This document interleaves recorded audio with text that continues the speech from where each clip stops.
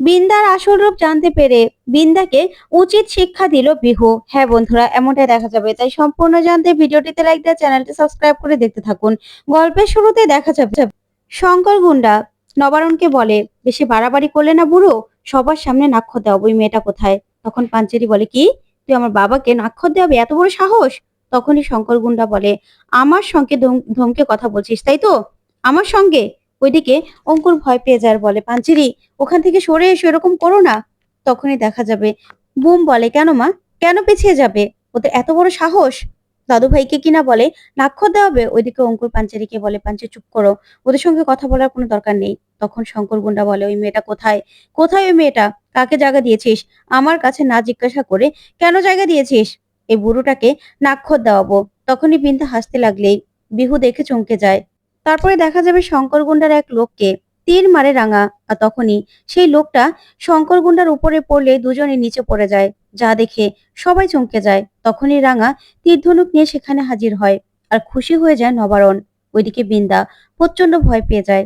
তখনই তীর হাতে রাঙা সবাইকে তীর তাক করে দাঁড়ায় দাঁড়ায় আর দাঁড়িয়ে বলে, তোদের এত বড় সাহস! তারপরেই দেখা যাবে রাঙা বলে, কি বলেছিস তোরা? কি বলেছিস? যে এই বাড়ির বয়স্ক লোকটাকে তোরা নাক্ষর দেওয়াবি তাই তো? তোর এত বড় সাহস! তোকে এত বড় সাহস কে দিয়েছে? তুই এই বাড়িতে কেন ঢুকেছিস? বল, কেন ঢুকেছিস? আমার তীর দেখেছিস? তীর দিয়ে না তোকে আমি আজকে শেষ করে দেব। আমার ডান হাতটা যদি ছেড়ে দেই না শঙ্কর গুন্ডা, তাহলে তুই একদম শেষ হয়ে যাবি। তোর পেটেও মারতে হবে না আমাকে, তোর গলায় মেরে দেব। তুই যেন সারা জীবনের জন্য কথা বলা বন্ধ হয়ে যায় তোর। তোকে এত বড় সাহস কে দিয়েছে? তুই এ বাড়িতে কেন এসেছিস? কেন এসেছিস বল? তখনই শঙ্কর গুন্ডার একটা লোক রাঙাকে ধমকি দিলেই সেটাকেই সঙ্গে সঙ্গে তীর মারে রাঙা। তখন তো নবারণ ভীষণ খুশি হয়ে যায়। তারপরে রাঙা এক এক করে শঙ্কর গুন্ডার সবগুলো চেলাপেলাকে একদম তীর মেরে শুইয়ে দেয়। তারপরে রাঙা বলে, শোন, শুধুমাত্র তুই বাকি আছিস।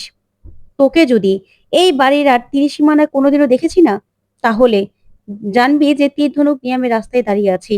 তোদেরকে একদম ফালা করে ফেলবো। বুঝতে পেরেছিস? তখনই দেখা যাবে বিন্তা বলে, এই মেয়ে তুমি কি করছো? তখনই রাঙা বিন্তার দিকে বন্দুক তাক করে ধরার বলে, তোকে তো আমি পরে দেখছি, আগে ওদের ব্যবস্থা করি। তখন শঙ্কর গুন্ডার দিকে আবারও রাঙা তীর তাক করে ধরে। তখনই দেখা যাবে বিহু মনে মনে খুশি হয়ে যায়। ওইদিকে রাঙা বলে, কি বলেছিলি তুই? ওই বয়স্ক লোকটাকে নাকে খত দেওয়াবি নাকি? তোকে আজকে আমি শেষ করে ফেলবো। তখনই রাঙা বিহুকে বলে, তুই না এই বাড়ির মেয়ে, তুই না এই বাড়ির সন্তান, তারপরেও তোর সামনে এই গুন্ডাগুলো তোর দাদুকে এরকম অপমান করছে, আর তুই দাঁড়িয়ে দাঁড়িয়ে দেখছিস? তখন বোম বলে, ছোট কাকি, শুধুমাত্র দাদুকে নয়, ছোট কাকেও মেরেছে ওরা। তখনই রাঙা বলে, ছি বিহু, ছি, তোর উপর না আমার লজ্জা করছে। তুই না এত এত ভালো বন্দুক চালাস, বন্দুক চালিয়ে মানুষকে মারতে যাস, আর এখন কি না তোর পরিবারকে তুই বাঁচাতে পারিস না? আমার তো লজ্জা করছে তোকে দেখে। এই তুই পরিবারকে বাঁচাবি কি করে? আমি তো ভাবতেই পারছি না। তারপরেই রাঙা আবার শঙ্কর গুন্ডাকে বলে, শোন, তোকে আজকে আমি ছেড়ে দিচ্ছি, তবে আর কোনোদিনও যদি দেখি এই বাড়ির ত্রিসীমানায়, তাহলে যে তোর কি অবস্থা করব তুই নিজেও ভাবতে পারছিস না। ওঠ, ওঠ গিয়ে ওই ওই বয়স্ক লোকটার কাছে মাপ চা। যা, পা ধরে এখনই ক্ষমা চাইবি। তখনই শঙ্কর গুন্ডা উঠতে চায় না। তখন নবারণ বলে, থাক না রাঙা। তারপর রাঙা বলে, না, ওকে তো ক্ষমা চাইতেই হবে। তারপরে দেখা যাবে শঙ্কর গুন্ডার বাকি লোকগুলোকে বলে, বেরিয়ে যা, বেরিয়ে যা, তোদেরকে আজকের মতো ছেড়ে দিলাম। তারপর ওগুলো সবাই চলে গেলে শঙ্কর রাঙাকে বলে, রাঙা তুই ভুল করছিস। তখন রাঙা বলে, মানে? ভুল করছি মানে? কি করবি তুই? কি করবি? দেখি তুই কি করতে পারিস। ক্ষমা চা, যা, ক্ষমা চা। তখনই নবারণ বারবার করে বারণ করে। তখন একলব্য বলে, কেন বাবা, কেন ক্ষমা চাইবে না?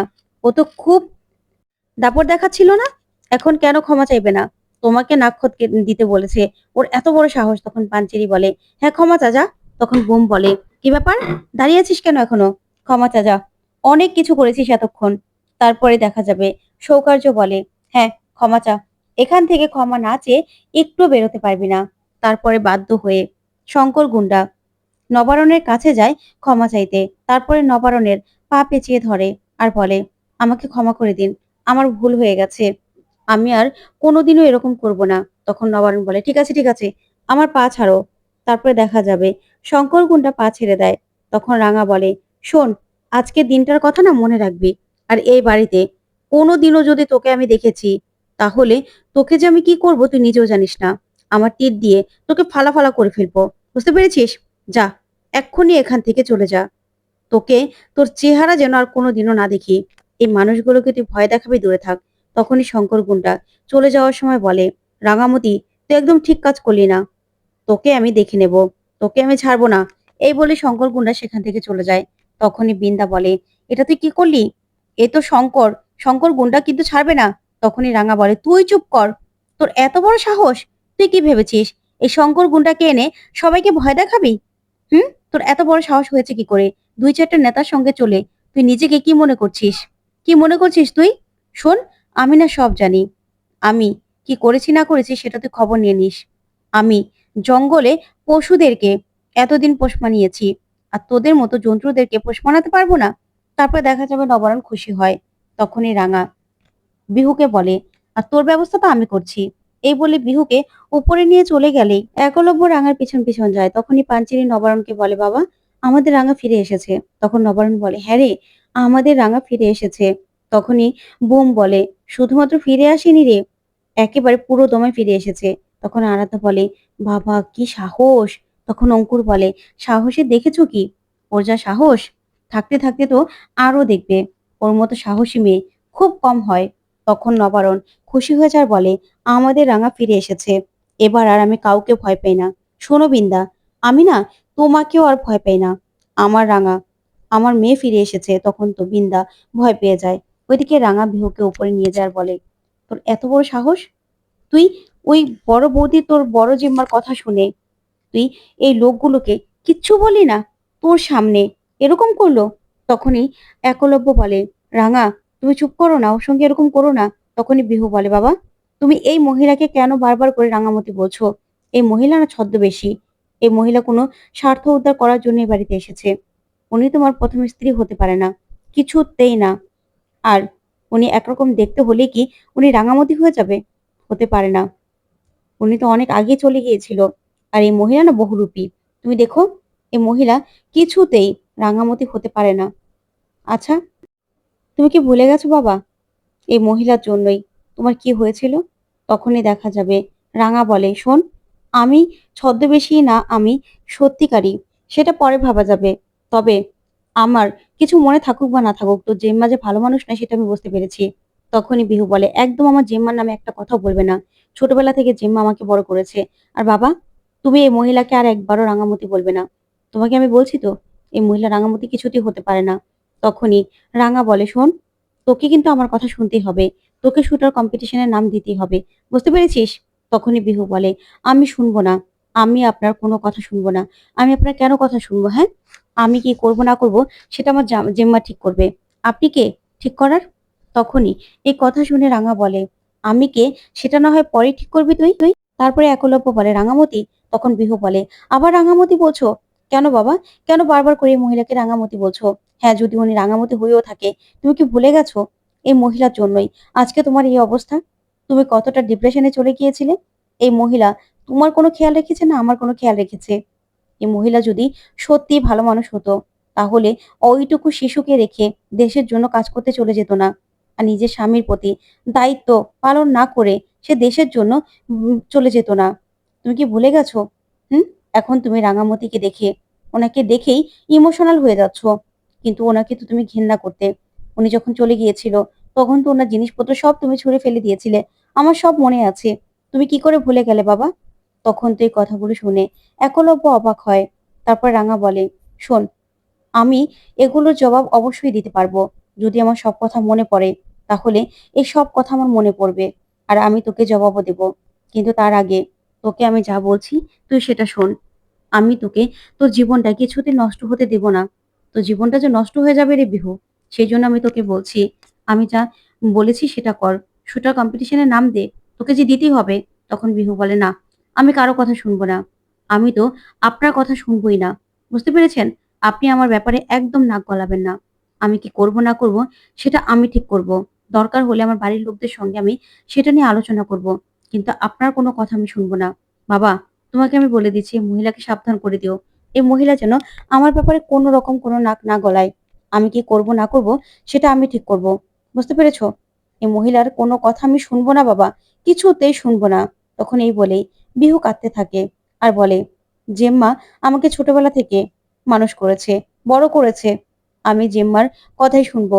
জেম্মাকে আমি ভুল বুঝবো না। তখন রাঙা বলে, তোকে একটা অমানুষ তৈরি করেছে, অমানুষ। তখনই বিহু বলে, আপনি মুখ সামলে কথা বলুন। আপনাকে বলেছি না, একটা কথাও বলবেন না? তখন রাঙা বলে, কেন? আমি তোকে যেটা বলছি সেটা কর। তো জেম্মা না তোকে ভুল পথে পরিচালিত করার চেষ্টা করছে। তো জীবনটা নষ্ট করে দেবে রে বিহু। তখন বিহু বলে, না, আমি বিশ্বাস করি না। আমার জিম্মা আমার কোনো ক্ষতি চাইতে পারে না। আমার কোনোদিনও কোনো খারাপ চাইতে পারে না। খারাপ চাইলে আপনি চাইবেন। আপনি, আপনার জন্য আমার ক্ষতি হবে। তখনই এই কথা শুনে রাঙা চমকে যায়। তখন রাঙা বলে, শোন, আমি তোর মা, তুই ভুলে যাস না। তখন বিহু বলে, আপনাকে আমি মা বলে মানি না। এই বলে বিহু সেখান থেকে চলে গেলেই একলব্য বলে, এই জন্য বলেছিলাম রাঙামতি যে বাইরের দিকে মন না দিয়ে নিজের সংসারে মন দাও, তাহলে আর আজকে এই অবস্থা হতো না। দেখেছো তো, মেয়েটা পর্যন্ত তোমাকে ভুল বুঝছে। বারণ করেছিলাম তোমাকে। তোমার এখন তো কোনো কিছু মনে নেই, কিন্তু যখন মনে পড়বে ঠিক তুমি নিজের ভুলটা বুঝতে পারবে। এখন দেখছো তো, কারো কথা ও শুনতে চাইছে না। তারপরেই একলব্য বলে, এবার বোঝো তুমি কি করবে। তারপরে একলব্য চলে গেলে রাঙা কাঁদতে থাকে। ওইদিকে দেখা যাবে বিহুর কাছে যায় বিন্দা আর বলে, বিহু, আমি তো শঙ্কর গুন্ডাকে খবর দিয়ে শুধুমাত্র সবাইকে ভয় দেখাতে চেয়েছিলাম। তখন বিহু প্রচন্ড রেগে যায় আর বলে, না জেম্মা, আমি দেখেছি ওই শঙ্কর গুন্ডা বাজেভাবে দাদুকে অপমান করছিল, দাদুকে নাকে খত দিতে বলছিল, গায়ে পর্যন্ত হাত তুলেছে, বাবার বাবার গায়ে পর্যন্ত হাত তুলেছে। এগুলো কিন্তু আমি একদম পছন্দ করব না। তখনই বিন্দা বলে, আচ্ছা, আমি শঙ্কর গুন্ডার সঙ্গে কথা বলবো, তুমি চিন্তা করো না বিহু। কিন্তু তুমি ওই মহিলার কথা একদম শুনবে না। ওই মহিলা দেখেছো কিভাবে শঙ্কর গুন্ডা সহ সবাইকে তীর মেরে তারপরে ভয় পাইয়ে দিল, সেখান থেকে তাড়িয়ে দিল। আমার তো এবার ভয় করছে বিহু। এই মহিলার থেকে তোমাকে সাবধান থাকতে হবে, বুঝতে পেরেছো? তুমি তো জানোই আমার জীবনে তোমার কতখানি জায়গা আছে। তখন এই কথা শুনে বিহু চমকে যায়। তো বন্ধুরা, কেমন লাগলো আজকের আপডেট কমেন্ট করে জানাতে ভুলবে না। ধন্যবাদ।